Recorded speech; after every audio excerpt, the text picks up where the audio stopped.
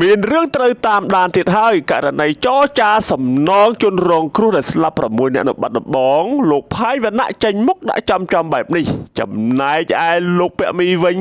ក៏ដាក់ដូចនេះដែរថា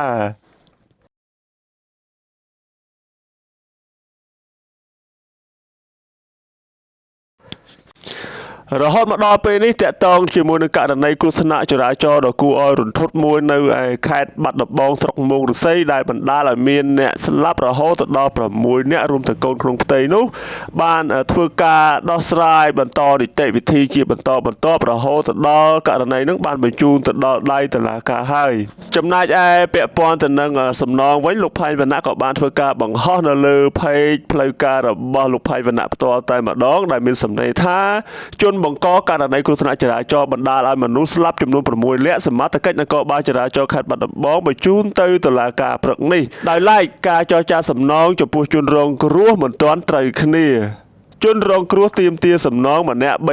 $35,000ម្ដាយជនបង្កសុំសងម្នាក់$10,000ដោយម្ដាយជនបង្កបានលើកឡើងថាករណីគ្រោះថ្នាក់ចរាចរណ៍ស្លាប់ខ្លះទទួលបានសំណងតែ$2,000ទៅ$3,000ទេគាត់សងម្នាក់$10,000នេះគឺច្រើនហើយម្យ៉ាងទៀតគឺគាត់ត្រូវចំណាយលុយជួសជុលឡានកូនគាត់ទៀតជនរងគ្រោះមិនព្រមទទួលយកទេនៅថ្ងៃនេះសមត្ថកិច្ចនគរបាលចរាចរណ៍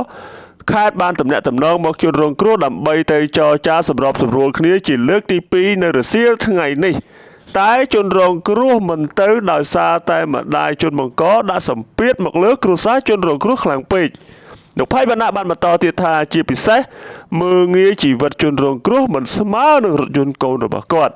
លោកផៃវណ្ណៈបានបន្តទៀតថាខ្ញុំគិតថាម្ដាយជនបង្កអាចជាមនុស្សមិនសូវចេះរៀបពាក្យនិយាយទើបធ្វើឲ្យប៉ះអារម្មណ៍គ្រួសារជនរងគ្រោះដូច្នេះគួររកអ្នកណាដែលចេះពីរបៀបនិយាយឬអាចជាមេធាវីឲ្យចូលមកសម្របសម្រួលជាមួយគ្រួសារជនរងគ្រោះអាចនឹងត្រូវដោះស្រាយត្រូវគ្នា